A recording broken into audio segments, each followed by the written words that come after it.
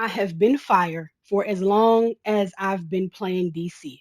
Fire is my main power. I'm a professional in fire and I'm a fire sign. Okay. So when it comes to fire, I got this. I promise you. I'm already well versed in fire. Okay. And especially as a fire tank. I am more of a tank than I am a DPS. Let's talk about my loadout. So since the second tray is new, it was kind of bothering me, it just being empty. And so after a while, I was like, well, let me just kind of throw some stuff in this second tray that I probably could just use every now and then. It's not that serious. It's not my go to, but I do try to utilize it in my loadout depending on what type of content I'm running. So my first tray is really the only tray that I need. I've never had a problem. Even when they did implement the second tray, I still wasn't having a problem tanking and keeping myself alive. So technically I don't need that second tray, but it's there. So it's like, okay, fuck it, I'll use it. I use immolation and burning determination together. I have a white mod in my back socket that reduces the cooldown of burning determination by 10%. So if I'm gonna have this in my rotation, yeah. So see, they cool down pretty much at the same time. And then I use burnout, which is a group breakout, explode with thermal energy, healing yourself and gaining immunity to control effects for a short time. It also provides immunity to control effects to you and up to 7 teammates. So that's for everybody. This group breakout is for everybody, okay? Now, this is not a shield. It doesn't say shield. It just says group breakout. It provides an immunity to control effects. Superman's first support ability, inspiring breakout. Tank role. Using a group breakout ability gives you and all teammates a 35% damage reduction shield. It's a damage reduction shield. It's reducing the amount of damage that you would normally take without it. Even if I do my group breakout and you're trying to pick somebody up, it's not going to shield you quite like a healer would shield you or quite like a troll would shield you so that you could pick somebody up.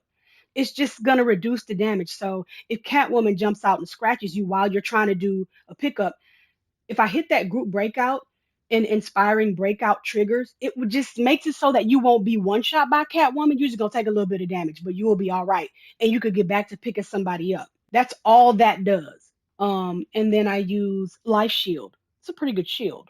I was quite impressed with it, which is why it's one of the first of the Lantern Ring powers that I put on. I was like, oh, this is cool because as a fire tank, we don't have shields.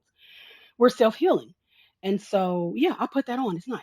At the bottom, it says healer role. It doesn't say anything about tank role specifically. Now, anybody can use this shield, but if you have this shield on in healer role, it also surrounds up to 3 group members with a protective barrier that prevents incoming damage and heals when it breaks. But that's what it says it does. So, as a tank, if I pop this shield, it's going to shield me, but it's not going to shield anyone else because that's not what it says it does.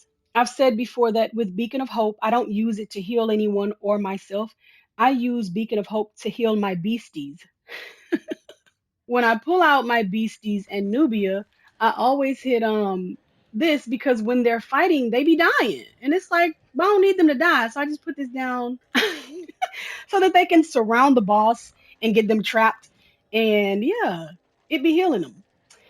I ain't gonna lie. That's why I use Beacon of Hope. You know, I don't need the heals. If a DPS can kind of catch a little bit of that heal, that's fine with me. I'm not against the DPS trying to catch a little heal.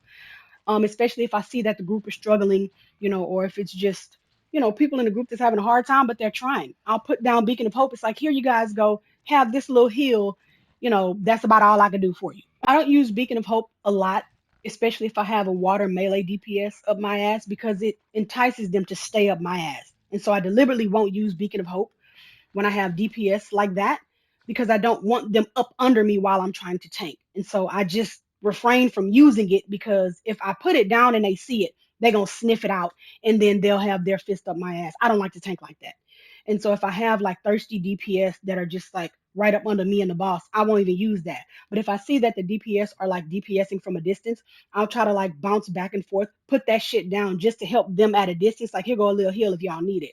And then I'll go back to the boss away from the group. Because as a tank, you should never be dragging the boss into the group. That's crazy. The only iconic I utilize is Sunstone Dust Blast.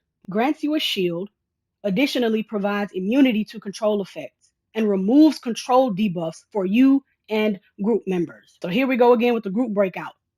It's all relative. It's all important. It all goes hand in hand. So I feel like I understand that perfectly. I put that shit on.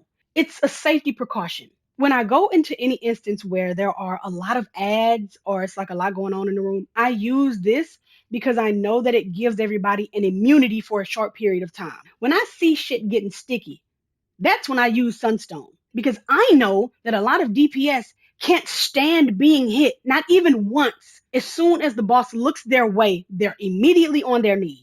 So to try and prevent that, I'll use Sunstone right before so that they have like a little bit of protection because I know once well, it just frustrates me anyway. But that's for safety. I'm not hitting that over and over again because it is a supercharge. I try to save this for when stuff really gets tough. And then I'll pop that. Hopefully it'll help the group. Some people just don't have enough health and they're not going to survive shit anyway. These artifacts are not failing me, so I'm not changing them. They're fine. I'm also kind of fed up with leveling up artifacts. I'm not interested in doing that. I'm completely done with that.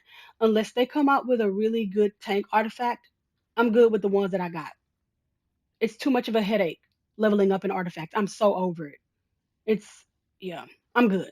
And I've said before that I use my beasties. I use these zombie horde to trap the boss. That's it. I'm not using them because they're doing damage. It's just a setup. It really is a setup. It's a scheme that Todd set up so that I can get the boss trapped. And that's what I use the horde for. Yeah. So I think that's it.